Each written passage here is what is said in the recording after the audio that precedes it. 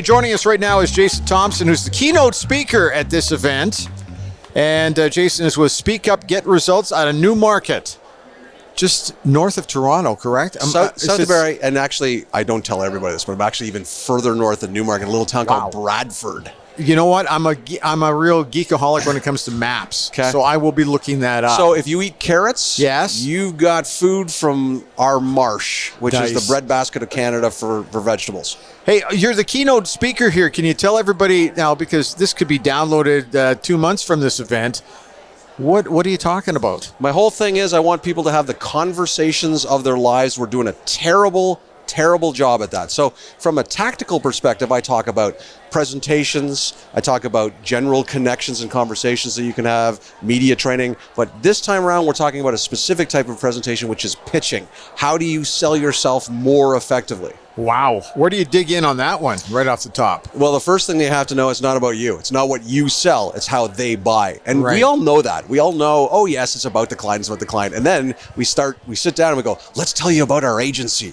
And let me give you my bio, right? I went to school here and these are nobody cares.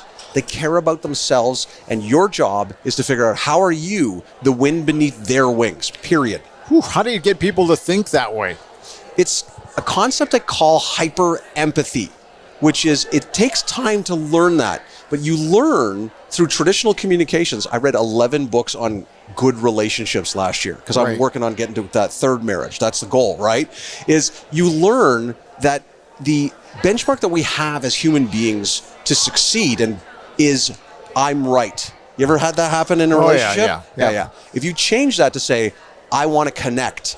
If it's about connection, suddenly you're not standing across, you're standing together. And you can build that into every day is just keep reminding yourself, hey, it's about them, it's about what they need. It's funny, and lately, and especially during the pandemic, did a lot of reading. And one of the things that I was fascinated by is reading about some of the great interviewers and what they believed were the skill sets that they needed to work on, because nobody's perfect. The biggest one was listening skills. Are you finding that when you talk to people that maybe they could work on that a little bit? Yeah. I can't believe I'm going to quote this, but I saw a lecture that Jordan Peterson gave. Okay. And in that lecture, he actually said something super duper smart, which was when you interact with somebody, they're going to tell you 50 things. You already know 48. Your job, your only job, is to be a detective and to find those too. Now, as a speaker, you can make that happen, right? Like you don't just have to depend on the listener. I can help you listen more effectively by building in scannability and navigation and things like mystery. Like I'm going to tell you this in a couple of minutes, and that will make you a better listener. I think often with listening, we point the finger at the listener and going, "You're not a good listener." Well, we don't have a world that is generating good listeners for a reason. You can be empowered to get that way, to help those listeners. You were talking about having to work at conversation. Is that because when people are listening, they're more worried about what they're going to say next? I'm just waiting for you to breathe so I can get the thing in I got to say. Yeah, Yeah, exactly. and it is. There's a couple of really great books. There's a guy out of Winnipeg by the name of David Zinger. He ran the Employee Engagement Network. He ran a program on listening. But essentially, it's if you can turn this person on the other side into that detective. I always say that in conversations, you're a passenger. Right. I don't want you to be a passenger. I want you to be a detective. And so I can help you get there. So again, there are certainly a number of things that you can do to be a good active listener, the nodding, the reinforcement, the actually being curious. Yeah. But there are things that I can do to help you listen to me. I've always felt that curiosity is actually probably one of my strengths in terms of broadcasting over my career. That would probably do it. Is that I don't like to be overly prepared. I like to be able to find out more about people. You come to this event and there's all these planning people here. What's the big charge that you get out of it? For me? Yeah. I always say that presenting and sharing the story that I've developed is like Christmas morning. Okay. It's like I'm giving you a gift and I get to watch you rip the top off. And watching the light bulb go on and go, I can use that. I can make that my own. I can be better in the next conversation I can have is the most gratifying thing. Because if you know your purpose, which is to enable the greatest conversations of our lives, and you watch people have better conversations as a result of that, that's awesome. We're going to go back a little bit here. What got you started and what steered you in this direction? This is fascinating. I tend to be like Peter Pan got a job. Okay. I started in events as a creative director and a copywriter, as a junior creative director and copywriter in a Toronto agency. And over time, you build that skill set, become a creative director, and then you start seeing, man, these speeches are terrible, like really bad, and people are not paying attention. They're falling asleep, they're walking out of the room, that sort of stuff. They're just disengaging entirely. And you're like, I could do better. And then suddenly you get a job. And this happened. One day I got a job with one of the car companies. It was between me and the best speechwriter in Toronto. I'd never written a speech, by the way, at this point. Okay. I was cheaper, and thus started that. So then I started down that path, and I realized I really like keynote speaking. So that began that journey. And, I've appeared on the stages at C2 Montreal. I've written for the main TED stage in the past. You learn this is such an amazing thing. I want to embrace it. And then the pandemic hit. And this is the most fascinating thing. Pandemic hit, like everybody else in this industry, was terrified. That was it. Your career's over. I remember on like the day one of lockdown when, okay, who do I need to talk to at my bank to actually refinance my mortgage? Because I'm getting ready, right? 6 weeks later, the phone started ringing off the hook. People are bored. Yeah. How do we fix this? And so that's where the career really started to take off. I'm almost embarrassed to tell people, and this is how it worked for me, and it sounds like with you, my career actually started to pick up during the pandemic. Yeah. And I wish I could really put my finger on one reason why, but it sounds like that's kind of what happened with you, only for numerous reasons. Yeah, absolutely. The idea of we have people disengaging, and I found a stat. I wish I could find the attribution, but as soon as I found this stat, suddenly I became a bit of a rock star, it felt like, right? And the stat is this: 100% of audiences, every single person disengages in every 15-minute block. So you're on a Zoom call, dog runs through the frame, right? Your kid needs help with their homework, or the worst one is you get a text message. You break the plane of focus for the audience, and now you're somewhere else. And my job is to yank you back. And how do I do that effectively? And that comes down to everything from like how you structure your PowerPoint. Most PowerPoints are abysmal. Right. And because people don't understand what a PowerPoint deck is for in the first place, it's the GPS to your presentation. Right. Right. All the way down to how are you engaging through storytelling. And my weird hobby in reading over the pandemic was behavioral economics. And I started to learn how audiences process. And boy, oh boy, there is a lot going on under the hood that you have to pay attention to. So through this whole pandemic, what was the one or two things that really stood out for you that you noticed right off the top? Can you think of anything?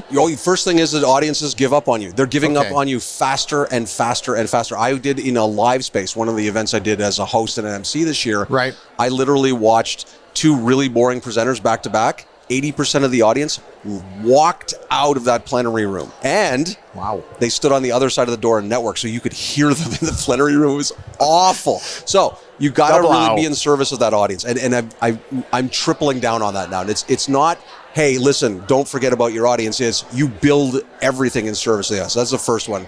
Number two is you have more than 200 tools of engagement. It's not, don't just run a poll. Find ways to get that audience to see what you need to see. So storytelling, analogy, headlining, scannability, navigation, associations, triggering. I made decks of cards to help people see all of the amazing things that you can do. So those are two things that I learned. That idea of, finding engagement and being in service of the audience. It's funny, and we were talking about podcasting before we actually started rolling here. And one of the things that I've always been very aware of, and this probably goes back to radio training, is that people want to know what the average commute time was. And in Edmonton or Calgary, it's 23 minutes. So my theory would be, okay, then if you want people to listen in your car, make it 20. Make it 20 minutes. But you have to be aware of that. You have to be aware of the tune-out factor. And it sounds like that's what you're very well in tune with. I think that's fascinating that you brought up time, because as a guy who's been on the production side of events a lot, is if you're a speaker, go short. Every speaker goes long, right? I've watched speakers this morning. I was the first speaker. I was 17 minutes of my 20-minute slot. That's by design, right? Why? Because you have the front of house sitting back there tearing their hair out going, we're going to be 43 minutes over, right?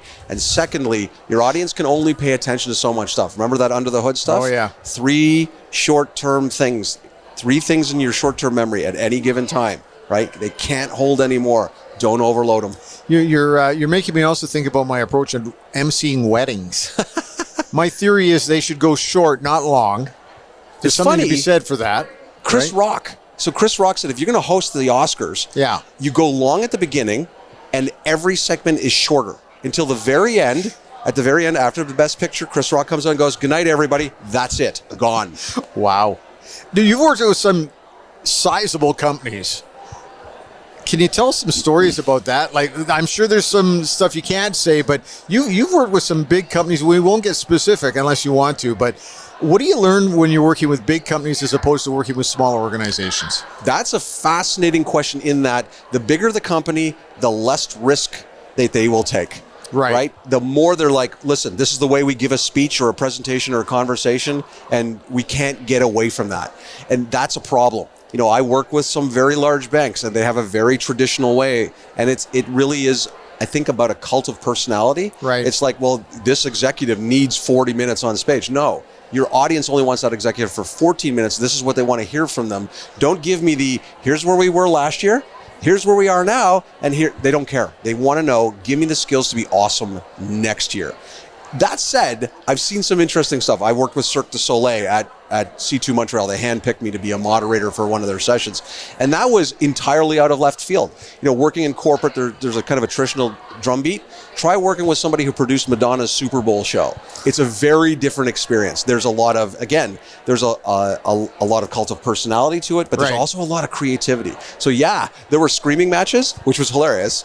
And there was also teaching me how I can be better at putting on a corporate workshop by looking at what Cirque du Soleil does. Do you think that that's lost with some organizations, some groups, where they just don't learn from those mistakes? And I think that's essential. There is a concept that I believe in called autopilot. I begin every keynote with the idea of autopilot. We learn these skills at the beginning of our careers: how to hold a meeting, how to attend a meeting, how to write an email, how to give a presentation.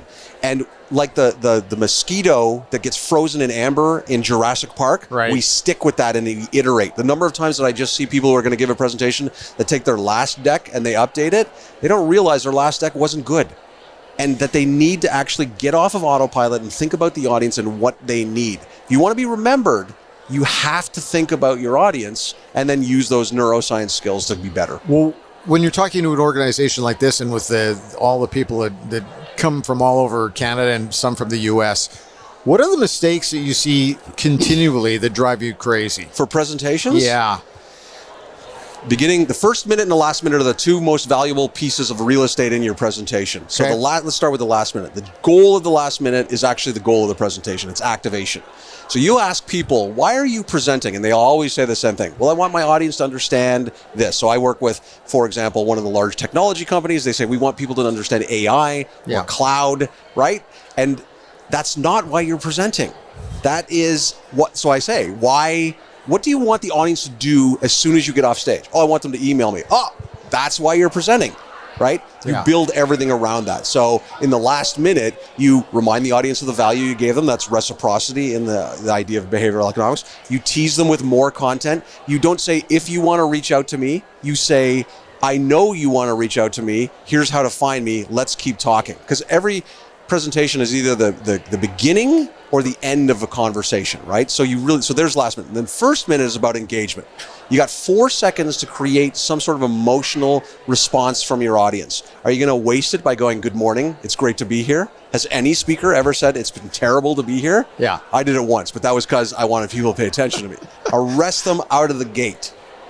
The other thing too, and see, I'm a believer in, and the last question I always ask people is, so how do they get a hold of you? Because I think that's important. That's why I'm here.